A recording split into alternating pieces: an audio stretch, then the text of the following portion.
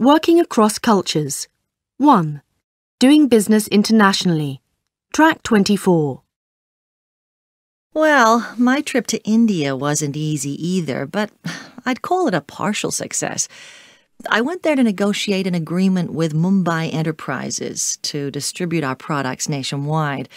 It's a well-known company with food stores all over the country. Yeah, isn't it owned by the Duleep Singhs, one of the richest families in India? Yeah, that's right.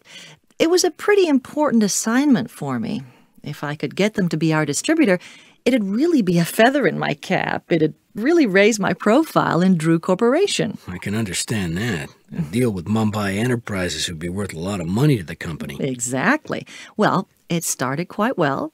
I met the president and some top executives and was given a tour of their flagship store in the city. When the meeting began a couple of days later, there was a lot of chit-chat at the beginning, mostly about the Indian cricket team. That frustrated me a little, but I didn't show it. Anyway, we followed the agenda for the meeting, and the president did most of the talking. At one point, the question of storage came up. I told him his stores would need special refrigerated cabinets for some of our foodstuffs, and that I could give him details of an Australian supplier we use for this purpose. Was that okay? I asked him. We shall see, he repeated. Everything is possible in India. And he smiled at me. I took it that he agreed with this suggestion. At a later meeting, the subject of storage came up again. That's no problem, the president said. All our stores have the latest refrigeration equipment. We'll use the cabinets we have for your products. But I thought we'd agreed you'd buy them from our Australian supplier, I said. No, he replied. Our technology is the best in the world. We don't need to use foreign suppliers. He seemed displeased, so I didn't push him on this point. There seems to have been a bit of a misunderstanding there. Yeah, that was my impression.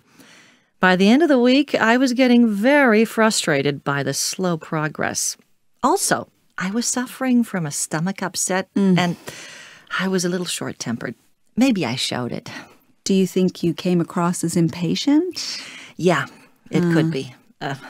Perhaps they thought I was rather rude. It was just, we'd spent hours and hours during the week talking about the long-term objectives of the deal and what sort of relationship we would have in the future. Oh, it was exhausting. To be honest, I was thinking more short-term, how to get to the point when we could shake hands on the deal. So what was the effect of that? Well, the atmosphere in the meeting started to change. It was as if they didn't trust me anymore. I had the feeling they didn't think I was sincere. And when I made a mistake with a couple of figures I gave them, I had the distinct impression that they thought I was incompetent. So did the deal fall through, Christina? Fortunately, it didn't. There was a turning point at the beginning of the next week. The president invited me to his home for dinner. We had a splendid meal. I brought some lovely flowers for his wife and toys for his young children. That went down really well. And we had a fascinating conversation about Indian art, which I'm really interested in. So that's what turned things around? Yeah, I'd say so. It all changed after that. The meetings became more friendly. The president's colleagues seemed to take their lead from him and begin to show me a lot more warmth and respect. So did you complete the deal? Will Mumbai Enterprises be our distributor in India?